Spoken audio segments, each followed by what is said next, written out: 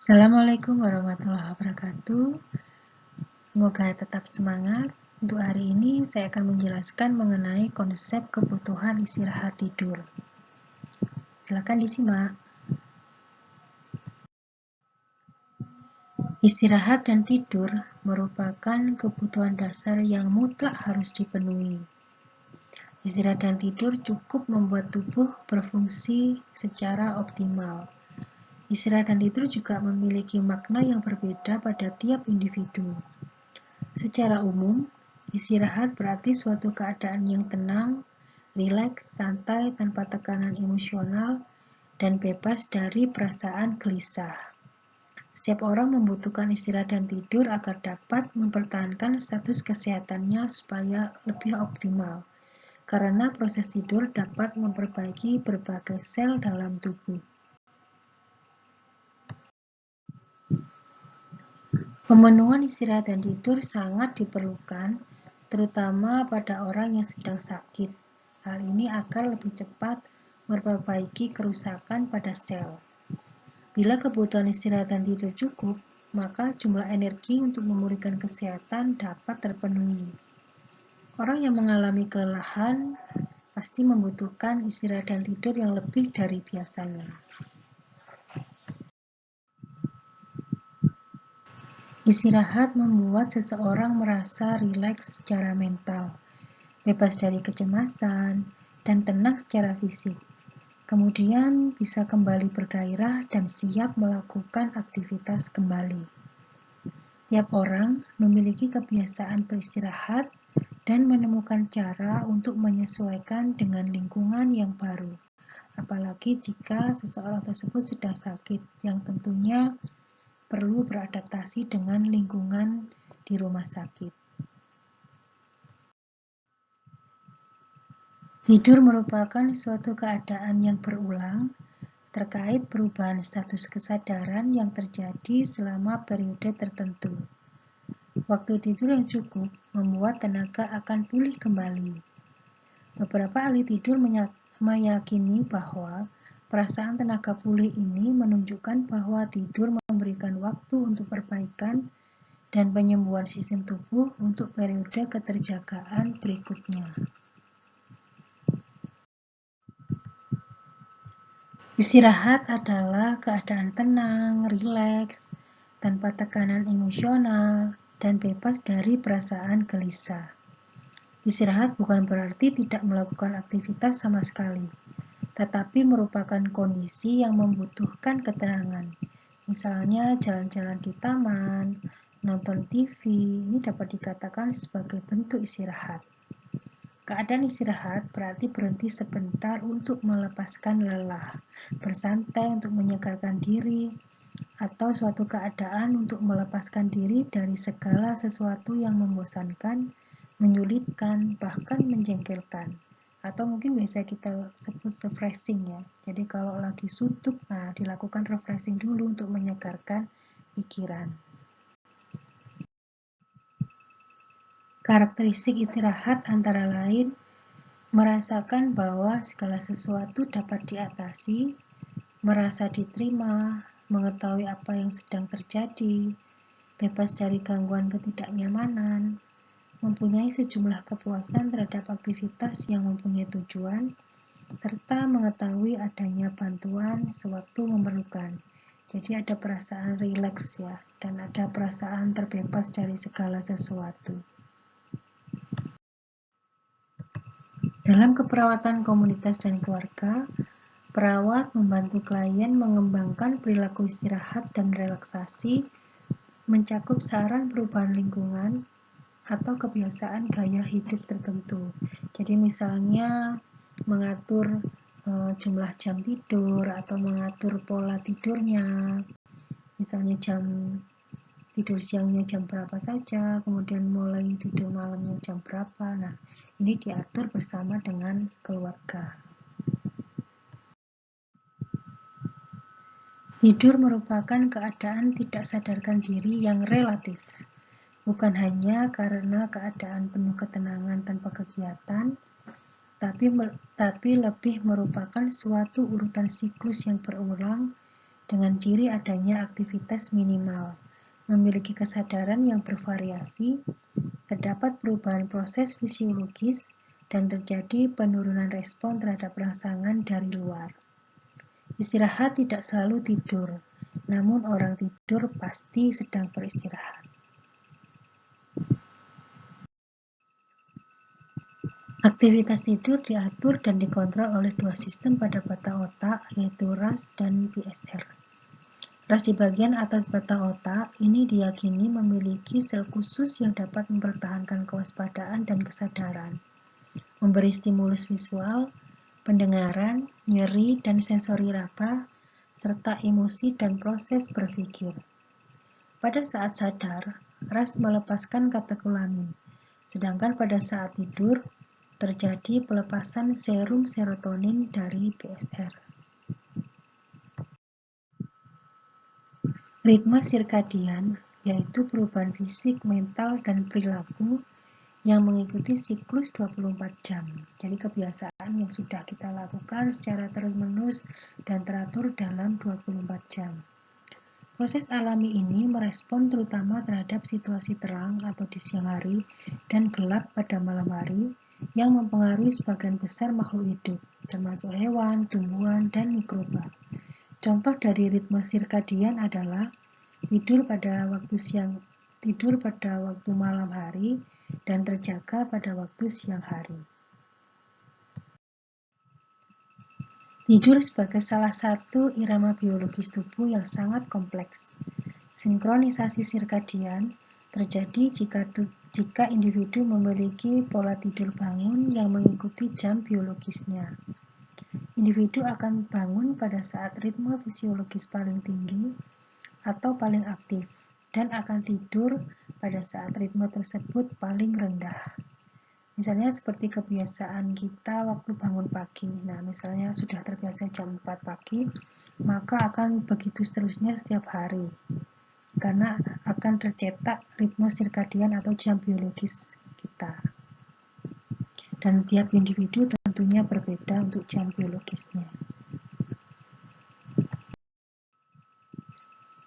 Berdasarkan penelitian dengan bantuan alat elektroensefalogram atau EEG, elektrookulogram atau EOG, dan elektrokiogram atau EMG, diketahui ada dua tahapan tidur, yaitu non-rapid eye movement atau NREM dan rapid eye movement atau REM.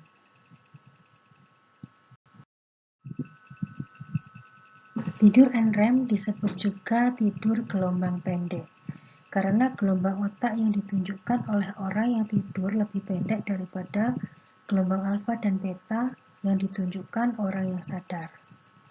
Pada tidur NREM terjadi penurunan sejumlah fungsi fisiologis tubuh.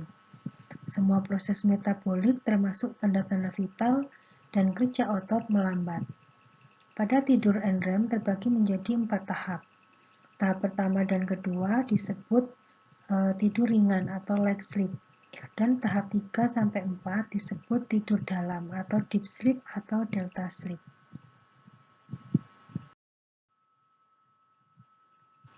Tidur REM terjadi tiap 90 menit dan berlangsung sekitar 5-30 menit. Tidur REM tidak senyenyak tidur NREM. Sebagian besar mimpi terjadi pada tahap ini. Selama tidur REM, otak cenderung aktif dan metabolisme meningkat hingga 20%. Individu menjadi sulit untuk dibangunkan atau bahkan justru dapat bangun dengan tiba-tiba. Tonus otot terdepresi, sekresi lambung meningkat, dan frekuensi jantung serta pernapasan seringkali tidak teratur. Selama tidur, individu melewati tahap tidur NREM dan REM. Siklus tidur yang komplit berlangsung selama 1,5 jam dan melalui 4-5 siklus selama 7-8 jam. Siklus tersebut dimulai tahap NREM berlanjut ke tahap REM. Faktor yang mempengaruhi kuantitas dan kualitas tidur antara lain adanya penyakit, kemudian lingkungan, gaya hidup, diet, stres emosional dan kelelahan, stimulan dan alkohol, merokok, kemudian motivasi. Penyakit dapat menyebabkan nyeri atau distres fisik yang dapat menyebabkan gangguan tidur. Bahkan penyakit juga bisa memperbesar kebutuhan tidur, misalnya penyakit yang disebabkan karena infeksi.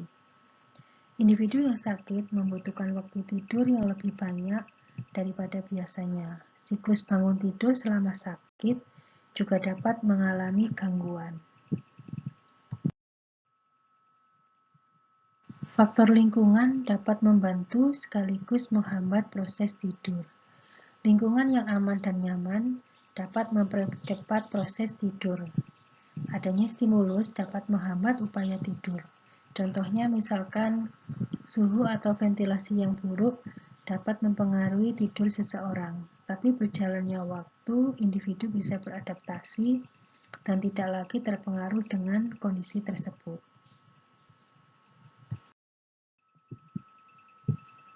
Pada kondisi tubuh yang lelah, ini dapat mempengaruhi pola tidur seseorang. Semakin lelah, maka semakin pendek siklus tidur REM yang dilaluinya. Setelah beristirahat, biasanya siklus REM akan kembali memanjang. Individu yang sering berganti jam kerja harus mengatur aktivitasnya agar bisa tidur pada waktu yang tepat. Nah, di sini perlu pengaturan jam tidur supaya bisa terpenuhi waktu istirahat yang sesuai dengan kebutuhan usianya. Ansietas dan depresi seringkali mengganggu pola tidur seseorang. Kondisi ansietas dapat meningkatkan kadar norepinefrin dalam darah melalui stimulasi sistem saraf simpatis sehingga menyebabkan berkurangnya siklus tidur REM tahap 4 dan tidur REM serta seringnya terjaga pada saat tidur. Biasanya kalau mau ujian ini ya, karena ada stres emosional. Kafein yang terkandung dalam beberapa minuman ini dapat merangsang sistem saraf pusat sehingga dapat mengganggu pola tidur. Konsumsi alkohol yang berlebihan juga dapat mengganggu siklus tidur REM. Ketika pengaruh alkohol telah hilang, individu seringkali mengalami mimpi buruk. Penurunan berat badan dikaitkan dengan penurunan waktu tidur dan seringnya terjaga di malam hari. Sebaliknya, penambahan berat badan dikaitkan dengan peningkatan total tidur dan sedikitnya periode terjaga di malam hari. Apalagi yang sudah terbiasa makan di malam hari ya, jadi makan kemudian tidur, nah tentunya biasanya terjadi peningkatan berat badan.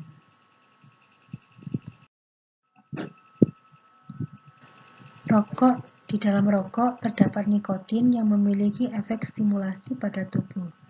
Akibatnya, perokok seringkali mengalami kesulitan untuk tidur dan mudah terbangun di malam hari. Obat tertentu dapat mempengaruhi kualitas tidur seseorang. Obat yang mengandung hipnotis dapat mengganggu tahap 3 dan 4 tidur NREM.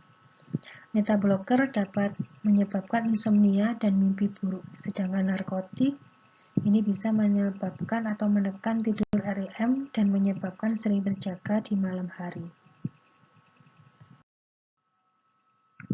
Keinginan untuk tetap terjaga terkadang dapat menutupi perasaan lelah seseorang. Sebaliknya, perasaan bosan atau tidak adanya motivasi untuk terjaga seringkali dapat mendatangkan rasa kantuk. Nah, contohnya pada perawat ya yang lagi shift dinas malam tentunya pasti terjaga pada waktu berdinas. Nah, di sini karena adanya motivasi.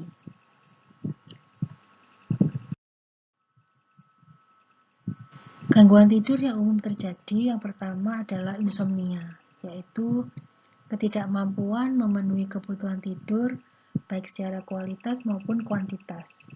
Gangguan tidur ini umumnya ditemui pada individu dewasa, disebabkan karena gangguan fisik atau faktor mental seperti perasaan gelisah. Jenis insomnia ada 3, yaitu insomnia inisial, kesulitan untuk memulai tidur, insomnia intermittent, kesulitan untuk tetap tertidur karena sering terjaga, insomnia terminal, bangun terlalu dini dan sulit untuk tidur kembali. Nah, langkah-langkah yang bisa dilakukan untuk mengatasi insomnia antara lain, mengembangkan pola tidur istirahat yang efektif melalui olahraga yang rutin, menghindari tidur di sore hari, melakukan relaksasi sebelum tidur misalnya membaca, mendengarkan musik, dan tidur jika benar-benar mengantuk. Gangguan tidur selanjutnya adalah parasomnia, yaitu perilaku yang dapat mengganggu tidur atau muncul saat seseorang tidur. Umumnya terjadi pada anak-anak. Beberapa turunan parasomnia antara lain sering terjaga, misalnya tidur berjalan atau night terror, gangguan transisi bangun tidur misalnya mengigau, atau parasomnia yang terkait dengan tidur REM, misalnya mimpi buruk, jadi terbangun. Hipersomnia merupakan kebalikan dari insomnia, yaitu tidur yang berlebihan terutama siang hari.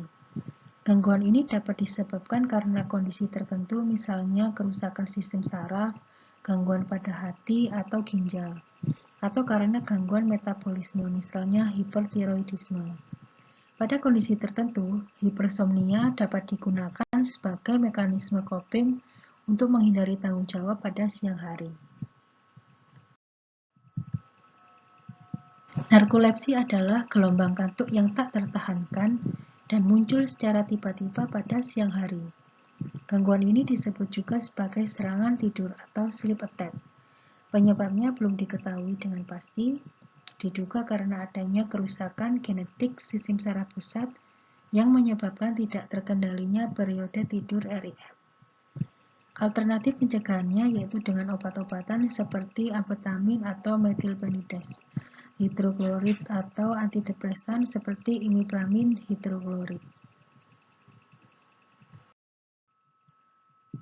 Apnea saat tidur atau sleep merupakan kondisi terhentinya napas secara periodik pada saat tidur.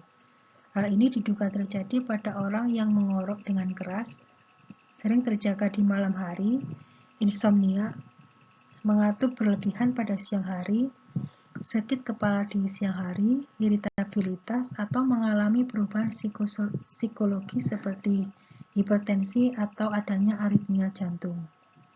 Mendengkur sendiri disebabkan adanya rintangan dalam pengairan udara di hidung dan mulut pada saat tidur, biasanya disebabkan adanya adenoid, amandel, atau mengendurnya otot di belakang mulut.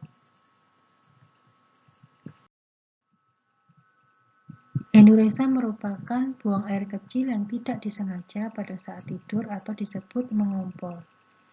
Ada dua jenis, yaitu enuresa nokturnal, yaitu mengompol di saat tidur, umumnya karena gangguan tidur NREM. Sedangkan enuresa diurnal, yaitu mengompol pada saat bangun tidur. Pada pengkajian riwayat tidur yang ditanyakan adalah pola tidur, seperti jam berapa kalian masuk kamar untuk tidur, jam berapa biasa bangun tidur, dan keteraturan pola tidur klien.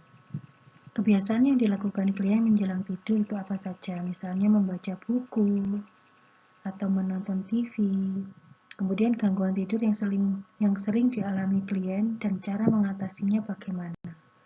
Kebiasaan tidur, apakah klien biasa bangun, apakah biasa tidur siang, kemudian jam berapa, kemudian berapa lama, nah ini perlu ditanyakan pada riwayat tidur. Selanjutnya ditanyakan bagaimana kondisi lingkungan tidur, apakah bising, gelap, atau suhunya terlalu dingin. Peristiwa yang baru dialami klien dalam hidup juga perlu ditanyakan oleh perawat kepada keluarga, karena hal ini juga bisa mengalami atau menyebabkan gangguan pada tidur. Status emosi dan mental klien mempengaruhi kemampuan klien dalam beristirahat atau tidur, dan ini perawat perlu mengkaji mengenai status emosional dan mental klien. Apakah klien mengalami stres emosional atau ansietas? Dikaji sumber stres yang dialami oleh klien. Perilaku deprivasi tidur adalah manifestasi fisik dan perilaku yang timbul sebagai akibat gangguan istirahat tidur, yaitu penampilan wajah bisa dilihat misalnya adakah area gelap di sekitar mata, bengkak di kelopak mata, konjungtiva kemerahan, atau mata terlihat cekung. Kemudian perilaku yang terkait dengan gangguan istirahat tidur misalnya apakah klien mudah tersinggung, selalu menguap, kurang konsentrasi, atau terlihat bingung. Kelelahan juga bisa dilihat misalnya apakah klien nampak lelah, letih, lesu. Gejala klinis yang mungkin muncul pada pasien yang kurang mengalami atau mengalami gangguan tidur yaitu adanya perasaan lelah, gelisah, emosi, apatis, atau adanya kehitaman di sekitar mata, mata bengkak, konjungtiva merah, mata perih, serta perhatian tidak fokus ataupun sakit kepala. Selain itu perlu dikaji adanya penyimpangan tidur seperti insomnia, somnambulisme, enuresis, narkolepsi, night terrors, atau mendengkur dan lain-lain. Pada tingkat energi seperti terlihat kelelahan, kelemahan fisik, terlihat lesu. Nah, ini bisa dilihat dari wajahnya, misalnya matanya sipit, kelopak mata sembab, mata merah, atau tidak ada semangat. Kemudian ciri-ciri tingkah laku seperti oleng atau sempoyongan, kemudian sering menggosok mata, bicara lambat, loyo, dan data penunjang yang menyebabkan adanya masalah potensial seperti obesitas, tekanan darah rendah, penapasan dangkal dan dalam. Ini juga bisa sebagai data penunjang dalam menggali permasalahan pada pasien dengan gangguan pola tidur. Diagnosa keperawatan yang muncul antara lain gangguan pola tidur disebabkan karena ansietas, lingkungan yang tidak kondusif untuk tidur misalnya bising, ketidakmampuan mengalami stres yang dialami, dan nyeri akibat penyakit yang diderita, adanya insomnia, hiperinsomnia, kehilangan tidur REM, dan ketakutan. Diagnosa kedua yaitu perubahan proses berpikir karena terjadinya deprivasi tidur. Yang ketiga, gangguan harga diri yang dialami klien yang mengalami enuresis. Dan diagnosa yang keempat, risiko cedera terutama klien dengan somnambulisme yaitu klien melakukan aktivitas tanpa disadari sehingga berisiko terjadi kecelakaan. Bisa berupa jatuh dari tempat tidur, kemudian turun tangga atau membentur tembok. Pemeriksaan diagnosis meliputi 3 alat yaitu dengan EEG, EMG, atau EOG. Pada intervensi yang pertama yaitu kaji masalah yang menyebabkan gangguan tidur, misalnya adanya nyeri, takut, stres, ansietas, imobilitas, sering berkemih, lingkungan yang asing, atau suhu yang tidak sesuai dengan kebiasaan pasien. Yang intervensi kedua adalah kurangi atau hilangkan distraksi lingkungan dan gangguan tidur. Misalnya kalau ada terjadi kebisingan maka tutup pintu kamar atau menurunkan volume TV. Intervensi ketiga, bantu upaya tidur dengan menggunakan alat bantu tidur misalnya air hangat untuk mandi, minum susu sebelum tidur. Mandi air hangat ini bisa meningkatkan relaksasi, sedangkan minum susu hangat mengandung L-triptofan sebagai penginduksi tidur. Intervensi yang keempat yaitu memberikan informasi dasar dalam menentukan rencana keperawatan. Intervensi yang kelima, lingkungan yang tenang dapat mengurangi terjadinya gangguan tidur.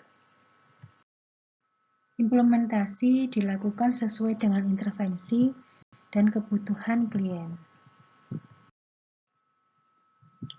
Evaluasi dilakukan melalui SOAP yaitu pada subjek pasien mengatakan dapat tidur 20-30 menit.